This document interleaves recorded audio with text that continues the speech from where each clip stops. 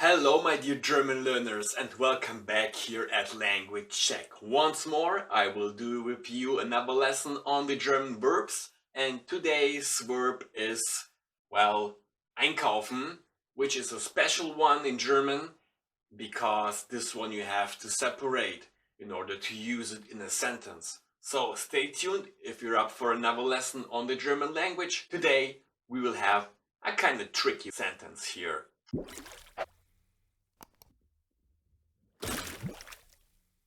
So, as I just told you, this time we'll have the verb einkaufen.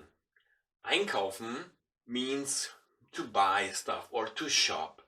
So, this one starts with einkaufen. Of course, it is written together, but I put here this separating line in between in order to make it visible and make you understand that this ein, this presyllable, this prefix, as you name it in linguistics, you have to cut it from the original verb and put it to the very last and to the rest of the sentence. So you remember, you can follow the chart, the organizing of the sentence I put up for you above, parallel to the sentence we construct today. So, einkaufen. How do we have to change it once more to the personas? Well, I think now you get the hang of it a bit, and you might know how to change them, how to conjugate them in order to represent the right personas you are addressing or the ones who are doing it in your sentence. So, einkaufen, in order to use it for a person, and so to speak in a sentence, as I just told you, you have to separate it and put this ein to the very last. So this is why I put here those little three gaps, those little three squares, in order to represent this part of the sentence which will contain our information. Alright, let me walk you quickly through those changes here. So we have Ich kaufe ein. Du kaufst ein. Sie, es kauft ein. Wir kaufen ein. Ihr kauft ein. Sie kaufen ein. So you see, this one is a regular verb because we don't have any special changes in the core of the word itself. Okay, let's construct a sentence here. So, once more for our basic sentence structure, we will start with a subject. So, with the person who is doing it, who is shopping here.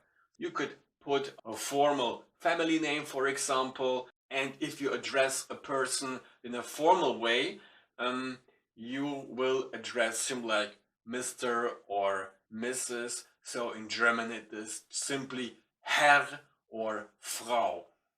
I put up here something like this. Herr Schneider, common German name, similar like Müller if you know this one, but I put here Schneider. So Herr Schneider. And what is Herr Schneider doing here?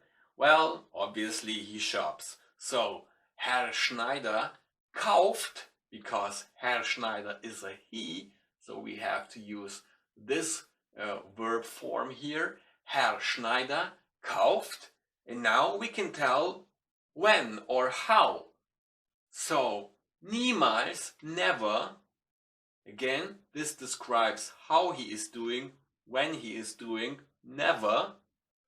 Niemals. This is why you have the arrows here pointing in the direction of the verb. Once more, the orange arrows here. Well, then we can go with an object, for example. This time I put once more a prepositional object simply because I felt like it. You could also form here an accusative object, which will be the direct one.